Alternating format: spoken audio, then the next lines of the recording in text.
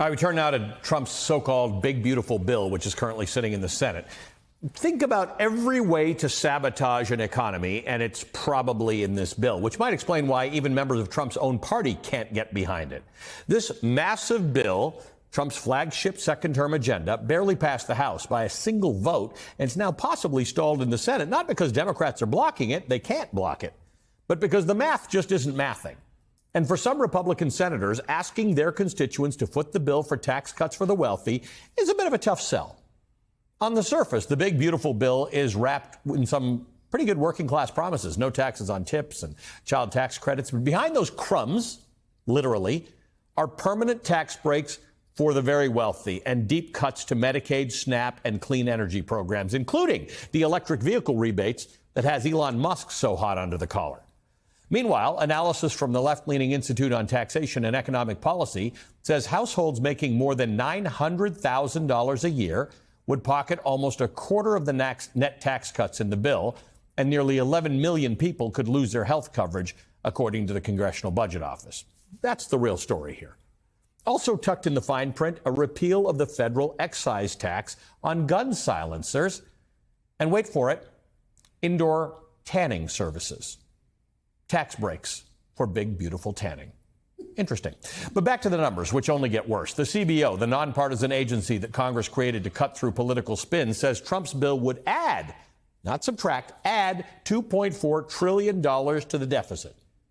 $2.4 trillion. That's over 10 years. Independent experts say it could be higher, up to $3.1 trillion. Tell me again how this is a growth plan. It's not. It's trickle-up economics. What this is class warfare in disguise. Even Trump's ex-BFF, Elon Musk, is torching the plan. He posted more than 24 times on X in a 48-hour period, calling it a disgusting abomination that will doom the country to debt slavery. Now, when the Thelma to Trump's Louise decides, actually, I'm not dying in this car with you, you know you've got a problem. Okay, I keep getting distracted. Let's go back to the numbers. $2.4 trillion added to the deficit. 11 million Americans losing health care coverage. Some estimates are higher. A tax code permanently skewed to serve the rich. ICE funding increases. 365% more for detention, 500% more for deportation. It's worth noting, private prison companies lining up for those ICE contracts donated more than $1 million to Trump's reelection. But instead of facing the math, Trump and his House Speaker Mike Johnson are attacking the Congressional Budget Office, calling it Democrat-controlled, even as Republican economists rush to the defense of the CBO. Douglas Holtz-Eakin, a former CBO director himself, said the CBO has nonpartisanship in its DNA. Jessica Riedel, a senior fellow at the right-leaning Manhattan Institute, also tells NPR that the CBO was designed to provide lawmakers with objective information about the budgetary impact of proposed legislation. Quote, it is important as a separation of powers for Congress to have their own scorekeeping agency so that they're not dependent on the White House to tell them what the budget looks like and how much legislation will cost, end quote. These are their own Republican experts, but rather than listen to their experts, Republicans in Congress are instead doing what they do best, rewriting the rules, MAGA style, to make the numbers look better than they actually are. Enter their favorite budget gimmick these days, so-called dynamic scoring, which means projecting all the economic growth they hope this bill will magically create, and then baking those possible but highly optimistic numbers into the budget math. It's basically a fantasy formula that assumes that tax cuts will pay for themselves. Spoiler alert. Yeah, you said it. They don't. In fact, a report from Penn's Wharton School found the opposite. Dynamic scoring actually showed a bigger increase in the deficit, partly because the bill would encourage higher income workers to work fewer hours, resulting in lower income tax revenue. Believing that this plan is going to pay for itself or they're going to grow their way out of the deficit is the equivalent of quitting your job because you're sure you're going to win the lottery or at least get a really big raise. Except this Republican gamble is not theoretical. It's actually messing with the livelihoods of millions of Americans. And there's another gaping hole in the Republican analysis, by the way, Trump's tariffs. Much of the bill's revenue depends on them, but tariffs are only in effect while he's in office, which is until January 20th, 2029, unless you believe Steve Bannon, who says Trump's good for another term in office.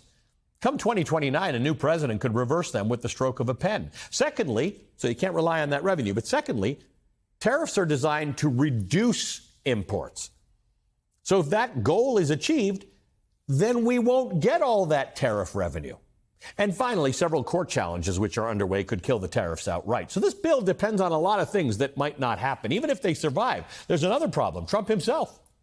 He's threatening Apple. He's picking fights with the EU. He's disrupting supply chains. He's provoking retaliation from other countries.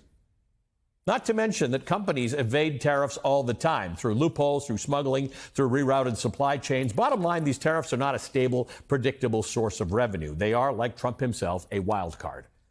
Now, reasonable people can debate tax and fiscal policy. But this part's not a debate.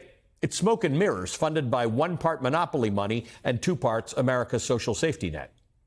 No wonder even some Republicans are panicking, because the one thing this bill definitely isn't is fiscally responsible, something that once upon a time was Republican orthodoxy. Finance Chair Mike Crapo warns at least 2 GOP senators are already hard-nosed. One more defection, and this bill is dead.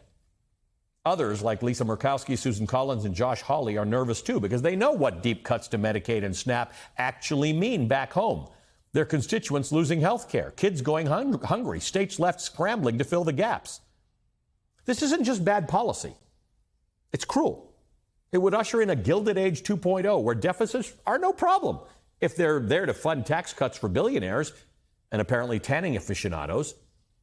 But they're totally acceptable if they support health care, food assistance, or clean energy. And when you have even Republicans racing to defuse this political time bomb before it blows up in the faces of working and middle-class Americans, that is a flashing red warning sign.